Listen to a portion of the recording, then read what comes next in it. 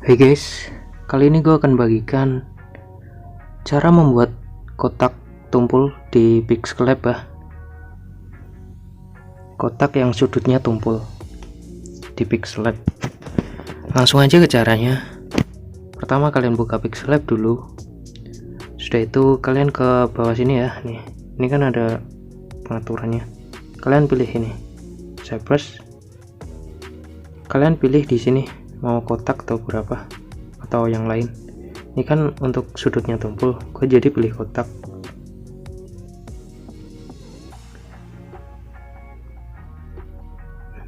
Terus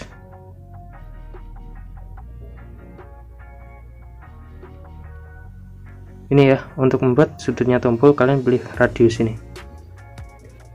Jadi kalau persegi panjang terus kalian tumpulin jadi seperti ini. Nah, itu untuk membuat kotak tumpul di Pixlab. Sama halnya yang lain. Kalau yang lain nggak bisa.